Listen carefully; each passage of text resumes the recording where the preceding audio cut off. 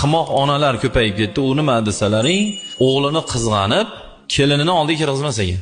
Tasavvur qilyapsizmi? Shu ko'payib ketib qoldi shu.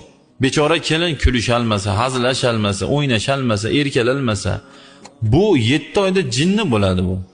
Qaltirab, qo'lida chini ham tushib ketadigan bo'ladi. Nimaga ayollarga erga teg, erkaklarga uylandi, nimaga aytdi desa, chunki Alloh shuni yaratgan erkak ayolni. Ayol ersiz, ayolsiz hayotda yasha olmaydi. Muhtoj bir-biriga. Ha, bizda nima bo'lyapti? O'g'li nomiga uylab qo'yapti.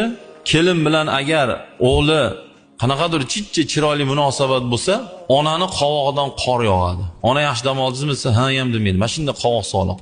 Nimaga desa, chunki romdan ko'rib qoldida, aynidan kelini bilan o'g'li o'ynashayotganini ko'rib qoldi. Nima qilsin? Kelin qo'shnini o'g'li bilan chiqib o'ynashib ketsinmi? Shumi? Ana ko'ryapsizmi? Oilalarda kim buzyapti?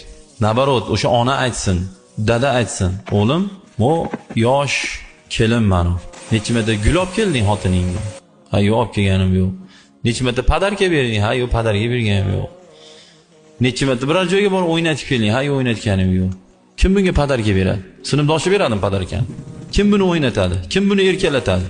Kim bunga shirin so'z so'zlaydi? Kim? Savol mana, kim?